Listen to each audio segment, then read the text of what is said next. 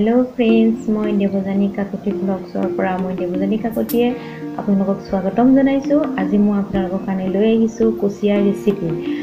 কুচিয়া মই আগতে খোৱা নাছিলো বা ভালকে ওচৰৰ পৰা দেখাও নাছিলো, কিন্তু আজি কুচিয়া খোৱা খুব ভাল। আজি মোৰ এখেতে লৈ আহিছে কুচিয়া, তো আজি আপোনালোকক মই দেখাম কুচিয়া কেনেকৈ কাটে আৰু কেনেকৈ ৰান্ধে। তো ভিডিঅ'টো প্ৰথমৰ পৰা শেষলৈকে চাই থাকিব। কুচিয়া কাটিবৰ কাৰণে আমাক দৰকাৰ হ'ব ডিমৰু গছৰ পাত। যেহেতু কুচিয়াৰ গাটো পিছল, এইকাৰণে আমাৰ লাগিব খহটা পাত লাগিব। খহটা পাত লাগিব কাৰণে আমি ডিমৰু গছৰ পাতটো ইউজ কৰিছোঁ। এখেতে এয়া কাটি আছে, কাটিব আৰম্ভ কৰিছে। এখেতে বহুত কাটিব জানে ভালকৈ।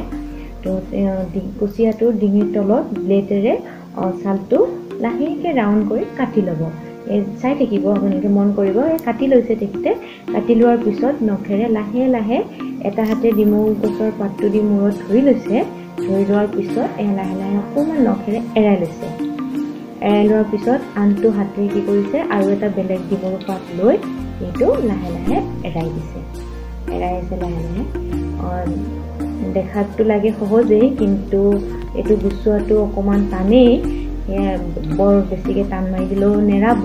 লাহে লাহে এৰাই থাকিব লাগিব। লাহে লাহে টানি আছে ছালটো, দেখিছে? ভালকৈ মন কৰিব। লাহে লাহে এয়া টানি হৈ গৈছে। তাৰপিছত এইটো ছালটো পেলাই দিলে। পেলাই দিয়াৰ পিছত মূৰটো কাটি দিলে। কাটি এইটো পেলাই দিলে। কাটাৰ পিছত এতিয়া আপোনালোকক মই এটা কথা নেদেখুৱালোঁ। তো আপোনালোকে মূৰটো কাটাৰ পিছত, ছালটো গুচোৱাৰ পিছত, টুকুৰা কৰাৰ আগতে কুচিয়াটো ধুই ল'ব। যিহেতু কুচিয়াৰ টেষ্টটো ভাল, টেষ্টটো পেলাই দিব নালাগে, এইটো ধুই ল'ব। ধুই পেলাই এটুকুৰা বা দুটুকুৰা কাটি ল'ব। এনেকৈ লাহে লাহে কাটি পেলাই ভিতৰৰ যিটো পেটুটো আপোনালোকে যিহেতুকে উলিয়াব লাগিব, সেইকাৰণে এয়া দেখিছেনে, 2 পিচ কাটি লৈছে লাহেকৈ, যাতে পেটুটো মাজত কাটা নাযায়। লাহেকৈ এইটো কাটি লৈছে 2 পিচ। 2 পিচ কাটাৰ পিছত লাহে লাহে কামটো খুব লাহে লাহে কৰিব লাগিব। তাৰপিছত এই পেটুখিনি লাহে লাহে গোটেইখিনি টানি পেলাই, মন কৰিছেনে, লাহে লাহে টানি উলিয়াই এইখিনি পেলাই দিছে। এতিয়া হৈ গ'ল। ধুনীয়াকৈ টুকুৰা টুকুৰকৈ কাটি ল'লে। কাটি লোৱাৰ পিছতে মই এতিয়া ৰান্ধিম। তেখেতে কাটি দিলে, মই যিটো কাটিব নাজানো। এতিয়া মই কেৰাহী গৰম হোৱাৰ পিছত তেল দিলোঁ। তো এতিয়া টুকুৰা কৰা কুচিয়াখিনিত মই হালধি নিমখ দি পেলাই সানি ল'ম। যেনেকৈ আমি মাছ ফ্ৰাই কৰাৰ আগতে হালধি নিমখ সানি লওঁ, ঠিক তেনেদৰে ইয়াতে মই সানি লোৱাৰ পিছত মাছ ফ্ৰাই কৰাৰ নিচিনাকৈ মই এইখিনি ফ্ৰাই কৰি লওঁ। কেৰাহীটো তেলখিনি গৰম হ'ল। গৰম হোৱাৰ পিছত মই এইখিনি তেলত দি দিলোঁ। দি পেলাই ল' ফ্লেমত এইখিনি মই ভালকৈ ফ্ৰাই কৰি লওঁ। দেখিছেনে?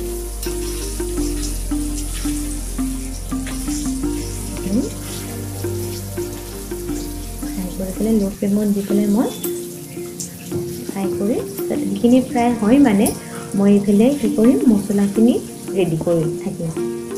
ফ্ৰাইও হৈ থাকিব, এইফালে মই বেলেগ এটা কামো কৰি থাকিব পাৰিম। তো মছলা মই ইয়াত ল'ম, জিৰা ল'ম, তাৰপিছত জলকীয়া গুড়ি। আপোনালোকে যদি জ্বলা বেছি খায়, জলকীয়া বেছিও দিব পাৰে। জলকীয়া গুড়ি, তাৰপিছত মিট মছলা ল'ম, আৰু ল'ম ধনিয়া গুড়ি থাকে, ধনিয়া গুড়ি ল'ম মই। আৰু গৰম মছলা, মই গৰম মছলাটো পিছত এড কৰিম। যেতিয়া আঞ্জাখিনি হ'ব, তেতিয়া মই নমোৱাৰ আগতে গৰম মছলাখিনি ইয়াত এড কৰিম, এতিয়া নিদিওঁ। আৰু মই যিখিনি আদা নহৰু পেষ্ট বনাই থৈছিলোঁ, আদা নহৰু পেষ্টটো মই ইয়াতে দি পানী দি ধুনীয়াকৈ মই মিক্স আপ কৰি ল'ম।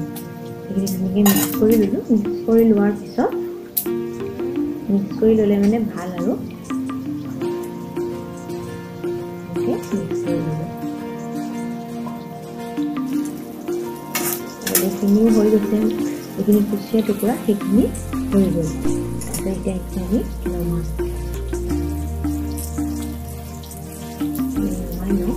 নমাই পেলাই আমি এইখিনি তেলতে আমি পিঁয়াজ জলকীয়া, মানে এইখিনি তেলতে আমি আঞ্জাখিনি বনাম। তো তেল যদি কমকৈ খায় তো তেল কেৰাহীত বেছি থাকিলে নমায়ো ল'ব পাৰে এক্সেছ তেলখিনি। তো ইয়াতে আমি কি কৰিম, তেজপাত দিলোঁ। তেজপাত দিয়াৰ পিছত আমি ইয়াত পিঁয়াজ আৰু জলকীয়াখিনি ভাজি ল'ম। এইখিনি একে কুচিয়া ভাজা একেখিনি তেলতে চাই থাকিব। আপোনালোকে কুচিয়া খায়নে নাখায় মোক জনাব কমেণ্ট বক্সত। আৰু যদি নাখায় খাবচোন, কুচিয়া খুৱাবলৈ বহুত ভাল। ময়ো আজি ফাৰ্ষ্ট টাইমেই খাম। তো কুচিয়া নাৰ্ভৰ বেমাৰৰ কাৰণেও ভাল, ব্লাড চাৰ্কুলেশ্যনৰ কাৰণেও ভাল। তাৰপিছত প্ৰেগনেণ্ট মানুহেওতো খায়েই। তাৰপিছত এইখিনি এতিয়া মই পিঁয়াজ আৰু জলকীয়াখিনি ধুনীয়াকৈ ভাজি ল'লোঁ। ভাজি লৈ পেলাই পিঁয়াজটো যদি জ্বলি নাযায় আপোনালোকে সেইকাৰণে লগালগ লৰাই থাকিব। একেবাৰে এৰিলে পিঁয়াজটো জ্বলি যাব। তাৰপিছত আমি যিখিনি মছলা মিক্স কৰি থৈছিলোঁ, তাতে আদা নহৰু দিয়াই আছিলে, মই দেখাইছিলোঁ। সেইখিনি আমি ইয়াতে দি দিম। দি দিয়াৰ পিছত এইখিনি মানে ৰঙচুৱা হ'ব। ধুনীয়াকৈ গোটেইখিনি মিক্সাৰ কৰি পেলাই ৰঙচুৱা হোৱাৰ লগে লগে আমি দুটুকুৰামান পিঁয়াজ আমি ৰাখি থৈছিলোঁ কেঁচাকৈ। সেই কেঁচাকৈ ৰাখি থোৱা পিঁয়াজখিনি আৰু ভাজি লোৱা কুচিয়াখিনি আমি ইয়াত এড কৰি দিম। এড কৰি পেলাই মছলাখিনিৰ লগত খুব ধুনীয়াকৈ মিলি যোৱাকৈ আমি ভাজি কাটি লোৱা যিখিনি আলু আছিল, আলুখিনি ইয়াতে দি পেলাই আকৌ লৰাম, যাতে গোটেইখিনি মছলাৰ সৈতে মিক্স হৈ যায়। মিক্স হৈ যোৱাকৈ ভাজি পেলাই মই এইখিনি নিমখ আৰু হালধি দিম। নিমখ হালধি কম পৰিমাণে দিম এতিয়া, কিয়নো মই প্ৰথমে কুচিয়া ভাজোঁতে নিমখ আৰু হালধি সানি লৈছিলোঁ। সেইকাৰণে মই এতিয়া নিমখ আৰু হালধি কম পৰিমাণে দিম। কম পৰিমাণে দি মাছখিনি ধুনীয়াকৈ মিলি যোৱাকৈ ভাজি পেলাই মই ইয়াত 5 মিনিটৰ কাৰণে ঢাকনিখন দি থ'ম। ল' ফ্লেমত ৰাখিব গেছটো, সেইখিনি ঢাকনিখন দি দিব। তাৰপিছত 5 মিনিটৰ পিছত যেতিয়া চালে এইখিনি অকণমান লাগি ধৰাৰ নিচিনা হ'ব বা হৈ গৈছে, তেতিয়া আমি কি কৰিম, গৰম পানীখিনি দি দিম। যিখিনি উতলাই লৈছিলোঁ পানী, মই গৰম পানীখিনি দি লোৱাৰ পিছত আপুনি ভালকৈ লৰাই ঢাকন দি দিব। ঢাকন দি উতল আহিবৰ কাৰণে এইখিনি ঢাকন দিব। ঢাকন দি এয়া দেখিছেনে, ঢাকন দি ৰাখিব 5 মিনিটমানৰ কাৰণে। ৰাখি পেলাই এয়া দেখিছে ধুনীয়াকৈ উতল আহিছে। উতল অহাৰ পিছত মই যিহেতু কৈছিলোঁ এই গৰম মছলা মই প্ৰথমে দিয়া নাছিলোঁ, এতিয়া মই ইয়াত এইখিনি হৈ গৈছে খাবৰ কাৰণে গৰম মছলা দিলোঁ। এয়া দেখিছেনে, এয়া খুব ধুনীয়া এটা ৰং হৈছে। খাবলৈ ধুনীয়াই লাগিব চাগে। আজি মই ফাৰ্ষ্ট টাইম ট্ৰাই কৰিম, আপোনালোকেও ট্ৰাই কৰিব। আৰু যদি খোৱা নাই বনাই খাব, আৰু যদি খাইছে মোৰ লগত শ্বেয়াৰ কৰিব কমেণ্ট বক্সত। আৰু ভিডিঅ'টো যদি চাই ভাল পালে লাইক কৰিব, কমেণ্ট কৰি জনাব, আৰু প্লিজ ছাবস্ক্ৰাইব কৰিব।